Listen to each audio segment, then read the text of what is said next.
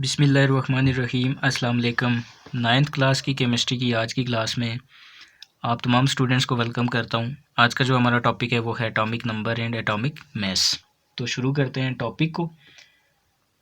तो स्टूडेंट्स, आपको ये इल्म होगा कि हमारे पास जो एटम है तो वो अगर हम उसको बनाएं तो उसको हम अमूमन सर्कुलर फॉर्म में ड्रा करते हैं। एटम के सेंटर में न्यूक्लियस मौजूद होता है।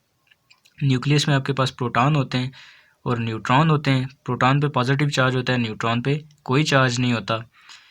जबकि इसके न्यूक्लियस के बाहर जो इलेक्ट्रॉन है वो ऑर्बिटल यानी गोल रास्तों में गर्दिश कर रहे होते हैं जो, और इन पार्टिकल्स को हम इलेक्ट्रॉन बोलते हैं। यानी एटम के सेंटर में यानी एटम के न्यूक्लियस में प्रोटॉन और न्यूट्रॉन मौजूद होते हैं, जबकि बाहर जो है वो इलेक्ट्रॉन मौजूद होते हैं। ठीक है, अब हम आते हैं अपने मेन टॉपिक की तरफ, atomic number and atomic mass. तो किसी भी एटम के अंदर जितने भी नंबर ऑफ़ प्रोटॉन हैं, यानी किसी एटम में मौजूद टोटल नंबर ऑफ़ प्रोटॉन को हम उस एटम का एटॉमिक नंबर बोलते हैं। सो एटॉमिक नंबर आपके पास क्या हुआ? Total number of protons in the atom. ठीक हो गया कि किसी एटम में मौजूद प्रोटॉन्स की जो तादाद है उसको हम उस एटम का एटॉमिक नंबर बोलते हैं। इसको हम रिप्रेजेंट करते हैं कैपिटल Z से। ठीक है, यहाँ पे आपने एक इम्पॉर्टेंट बात याद रखनी है कि किसी एटम में जितने प्रोटॉन होते हैं उतने ही इलेक्ट्रॉन भी होते हैं। ठीक है, प्रोटॉन पे पॉजिटिव और इलेक्ट्रॉन पे नेगेटिव चार्ज होता है, ये मैं बता चुका हूँ। सो यहाँ तक आपने देखा कि एटॉमिक नंबर क्या है कि किसी एटम में मौजूद टोटल नंबर ऑफ प्रोटॉन को हम उस एटम का एटॉमिक नंबर बोलते हैं और उसको हम रिप्रेजेंट करते हैं कैपिटल Z से। किसी एटम में जितने प्रोटॉन होते हैं उतने ही इलेक्ट्रॉन होते हैं। यहाँ तक अभी ये बात हुई। नेक्स्ट अब हम चलते हैं एटॉमिक मास पे। तो एटॉमिक मास क्या है कि किसी एटम में मौजूद total number of proton plus total number of neutron. यानी आपके पास जो प्रोटॉन और न्यूट्रॉन की जो मजमूई तादाद है, इनकी जो मजमूई नंबर है, इनका जो सम है आपके पास, वो आपके पास क्या कहलाता है? एटॉमिक मास कहलाता है।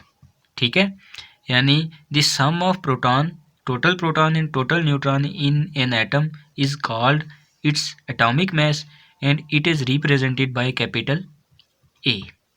ठीक है, इसको हम कैपिटल ए से रिप्रेजेंट करते हैं। अब जितने एटम में इलेक्ट्रॉन हैं उतने ही जितने प्रोटॉन है उतने ही इलेक्ट्रॉन है। न्यूट्रॉन की तादाद जो है वो इन दोनों के नंबर से कम या ज़्यादा हो सकती है। किसी एटम में मौजूद प्रोटॉन की तादाद ये बताती है कि इसके न्यूक्लियस के ऊपर चार्ज कितना है।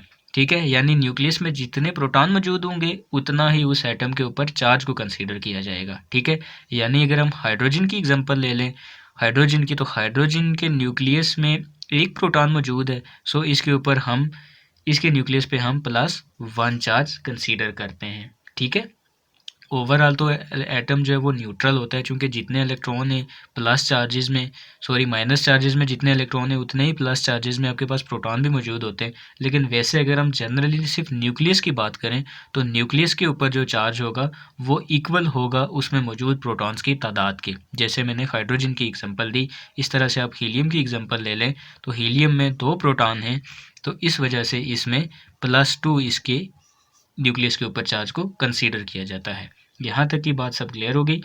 एक चीज़ यहाँ पे अक्सर पूछी जाती है कि इलेक्ट्रॉन को मास के लिए क्यों नहीं चूज़ किया जाता। तो इसकी एक वजह ये है कि चूँकि जो मास ऑफ इलेक्ट्रॉन है, यानी मास ऑफ इलेक्ट्रॉन जो है वो लेस है as compare to the mass of proton. और कितना? 1836 टाइम जो है वो इलेक्ट्रॉन का मास जो है वो प्रोटॉन से कम है। इस वजह से टोटल मास को कंसीडर करते हुए एटम को, इलेक्ट्रॉन को कंसीडर नहीं किया जाता। एक मेन बात जो है, शायद ये सही भी ना हो, वैसे मेरे जहन में है, आप लोग कंफर्म कर लीजिएगा अपने टीचर से, कि दूसरी रीज़न इसकी ये भी हो सकती है कि इलेक्ट्रॉन को हम इस एटम में से निकाल सकते हैं। ठीक है, चूँकि प्रोटॉन इतना ईजिली रिमूवेबल नहीं होता, इस वजह से इलेक्ट्रॉन को भी ये दूसरी वजह भी हो सकती है कि इलेक्ट्रॉन को मैस नंबर, वैसे तो इनकी तादाद बराबर है। अब कोई ये पूछ सकता है कि हम प्रोटॉन न्यूट्रॉन की तादाद को ही क्यों सम करते हैं, इलेक्ट्रॉन न्यूट्रॉन की क्यों नहीं सम करते। तो इसमें आप फिर इसको एक तो ये बता सकते हैं कि क्योंकि जो मैस है इलेक्ट्रॉन का वो कम है as compare to the proton, और दूसरी रीज़न मुमकिन है ये हो सकती है कि इलेक्ट्रॉन चूँकि निकाला जा सकता है, इसकी वजह से फिर इसकी तादाद में, इसके नंबर में कमी बेशी हो सकती है, तो इस वजह से भी इसको अकाउंट में नहीं रखा जाता, यानी इसको कंसीडर नहीं किया जाता while determining the atomic mass of an atom. ठीक है, यहाँ तक बात क्लियर हो गई। अब हम नेक्स्ट चलते हैं कि symbolic representation of an element on the basis of atomic number and atomic mass, यानी कि हम किसी एटम, किसी एलिमेंट को उसके एटॉमिक नंबर और एटॉमिक मैस की बेस पे किस तरह से रिप्रेजेंट कर सकते हैं। तो मैं यही बता देता हूँ, सिंपल सा है कि लेट्स सपोज मेरे पास कोई एलिमेंट है जिसका सिंबल है एक्स, तो इसको मैं, ये मेरे पास है कोई एलिमेंट्स एक्स, इसकी जगह कोई भी हो सकता है, हाइड्रोजन हो सकता है, ऑक्सीजन हो सकता है, carbon, sulphur, mercury, gold, silver, कोई भी हो सकता है। तो मैंने एक जनरल ले लिया कि मेरे पास अगर कोई एलिमेंट है एक्स, तो इसको मैं रिप्रेजेंट करूँगा इसकी लेफ़्ट साइड पे, टॉप के ऊपर हम इसके एटॉमिक मास को लिख देते हैं, और जो बॉटम है लेफ़्ट साइड पे, इस यहाँ पे हम इसके मास नंबर को लिख देते हैं। ठीक है, अब अगर हम इस तरह से हाइड्रोजन की बात करें, तो हाइड्रोजन में चूँकि इसमें एक इलेक्ट्रॉन है, एक प्रोटॉन है, जबकि कोई न्यूट्रॉन नहीं होता, तो इसका जो एटॉमिक मास है वो 1, और इसका जो एटॉमिक नंबर है, सॉरी जी, एटॉमिक नंबर अगर हम देखें तो वो चूँकि टोटल नंबर ऑफ़ प्रोटॉन को रिप्रेजेंट करता है, तो वो 1 आ जाएगा। इसी तरह से अगर हम नाइट्रोजन की बात करें, तो नाइट्रोजन के न्यूक्लियस में जो है वो 7 प्रोटॉन होते हैं, और 7 प्रोटॉन होते हैं सॉरी, और 7 न्यूट्रॉन होते हैं। यानी ये आपके पास अगर नाइट्रोजन का एटम है तो इसमें 7 प्रोटॉन होंगे और 7 ही न्यूट्रॉन होंगे। तो इसको आप फिर सिंबॉलिकली किस तरह से रिप्रेजेंट करेंगे कि इसका सिंबल लिखेंगे। सबसे पहले आपने लिखना है नीचे की तरफ लेफ़्ट साइड पे, आपने इसका लिखना है एटॉमिक नंबर, तो atomic number total number of proton, तो आपने 7 लिख लिया। फिर आपका है यहाँ पे हम जो है टॉप लेफ़्ट साइड पे जो है वो हम इसकी एटॉमिक मास को लिखते हैं, तो वो आपने ए से रिप्रेजेंट करना होता है। तो ए जो है वो बेसिकली प्रोटॉन न्यूट्रॉन की तादाद, यानी इनका सम होता है, तो 7 + 7 14। तो आप नाइट्रोजन के एलिमेंट को अगर symbolically in terms of atomic number and atomic mass लिखना चाहते हैं, तो आप इसको यू लिखेंगे, नाइट्रोजन 7 14। ठीक हो गया।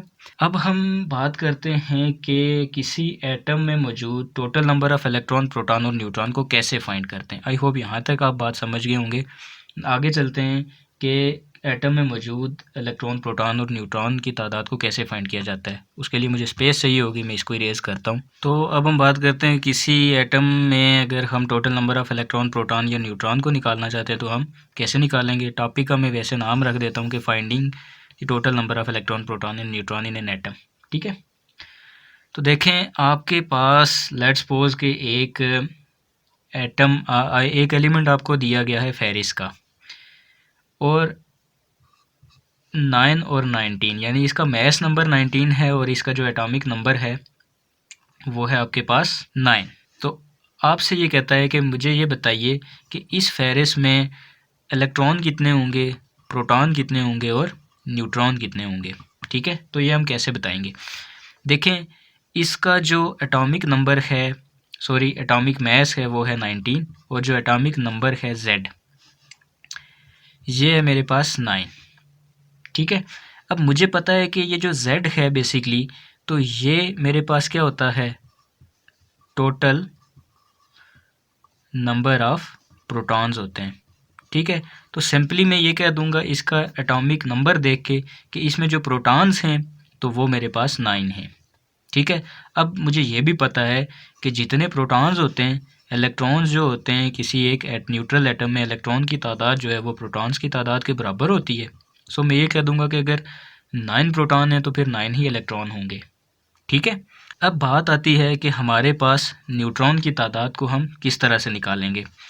तो इसके लिए आप देखें कि आपके पास है प्रोटॉन की तादाद Z और प्लस न्यूट्रॉन्स की तादाद, ये मिला के आपके पास क्या बनती है, इसका एटॉमिक मैस बन जाती है, जिसको आप ए से रिप्रेजेंट करते हैं। यही बात है। यानी आपके पास नंबर ऑफ प्रोटॉन्स, यूँ लिख देता हूँ आपको आसानी से समझ आएगी, number of protons, sorry for the spell, and number of neutrons आपके पास इक्वल होता है किसके, मैस नंबर के, जिसको आप ए से रिप्रेजेंट करते हैं। यही बात है। नंबर ऑफ प्रोटॉन को मैंने जेड से रिप्रेजेंट करना होता है, इसको मैं number of electron and neutron चूँकि मैंने फाइंड कर लिए इसलिए इसको एन ही रहने दे देता हूँ, और इज इक्वल टू आपके पास मैस नंबर जिसको मैं ए से रिप्रेजेंट कर सकता हूँ, इज इक्वल टू ए लिख दिया। ठीक है, ये इक्वेशन मेरे पास बन गई। अब देखें कि z मेरे पास यहाँ पे क्या है, 9 प्लस ये n basically number of neutrons हैं, इज़ इक्वल टू a मेरे पास क्या है 19 जो कि इसका एटॉमिक मैस है। अब मुझे नंबर ऑफ़ न्यूट्रॉन्स चाहिए, नंबर ऑफ़ न्यूट्रॉन्स चाहिए मुझे, तो मैं 19 को यहीं रहने देता हूँ, इस 9 को इस साइड से लाके इसको सब्ट्रैक्ट कर देता हूँ, तो मेरे पास 19 माइनस 9 इज इक्वल टू 10, यानी नंबर ऑफ़ न्यूट्रॉन्स मेरे पास कितने आ जाएंगे 10। सो नंबर ऑफ़ न्यूट्रॉन्स के लिए क्या फार्मूला बना, यहाँ पे अगर आप देखें तो ये आपके पास a था, ये माइनस आपके पास z था। So number of neutrons is equal to a minus z, यानी आप एटॉमिक मैस में से एटॉमिक नंबर को माइनस कर दें तो आपके पास नंबर ऑफ न्यूट्रॉन्स निकल आते हैं। ठीक है, तो ये था आज का टॉपिक। इसको मैं दोबारा से आपको रिवाइज़ करवा देता हूँ कि आपको एक एलिमेंट दे दिया जाता है कि इसमें नंबर ऑफ़ इलेक्ट्रॉन, प्रोटॉन और न्यूट्रॉन फाइंड करें, तो ये चीज़ आपके जहन में हमेशा होनी चाहिए कि बिल्कुल नीचे की तरफ हम जो है वो एटॉमिक नंबर को लिखते हैं, एटॉमिक नंबर को हम z से रिप्रेजेंट करते हैं, तो वो मैंने लिख दिया z इज़ इक्वल टू 9। फिर मैंने एटॉमिक मैस चूँकि टॉप पे ज़ाहिर करते हैं, उसको मैंने a इज़ इक्वल टू 19 लिख दिया। ठीक है, अब मुझे ये पता है कि जो एटॉमिक नंबर होता है तो वो basically total number of protons होते हैं। सो नंबर ऑफ़ प्रोटॉन तो मैं एटॉमिक नंबर देख के बता सकता हूँ, तो वो मैंने लिख दिया, वो था 9, तो मैंने कह दिया कि इसमें प्रोटॉन्स है 9। अब फिर मैंने ये कहा कि चूँकि जितने प्रोटॉन्स हैं उतने ही इलेक्ट्रॉन्स होते हैं, सो इलेक्ट्रॉन्स भी आगे 9 करने के बाद फिर ये सारा स्टेप मैंने किया, तो वहाँ से मेरे पास फार्मूला बना कि नंबर ऑफ़ न्यूट्रॉन में कैसे फाइंड कर सकता हूँ कि अगर मैं इस एटॉमिक मैस में से इस एटॉमिक नंबर को माइनस कर दूँ, यानी a माइनस z कर दूँ, तो मेरे पास नंबर ऑफ़ न्यूट्रॉन्स निकल आते हैं। वो मैंने किया 19 माइनस 9, तो मेरे पास 10, यानी मेरे पास 10 जो है वो न्यूट्रॉन्स होंगे। ठीक है, तो यूँ आप किसी एटम में इलेक्ट्रॉन, प्रोटॉन और न्यूट्रॉन की तादाद को फाइंड कर सकते हैं। आई होप आपको सारी बात क्लियर हो गई होगी। अगर कोई चीज़ फिर भी समझ नहीं आई तो आप लोग मुझसे कमेंट सेक्शन में ज़रूर पूछिएगा। नेक्स्ट टॉपिक में हम मिलेंगे जिसमें हम करेंगे relative atomic mass and atomic mass unit. Okay, तब तक के लिए अपना ख्याल रखिएगा। अल्लाह हाफिज़।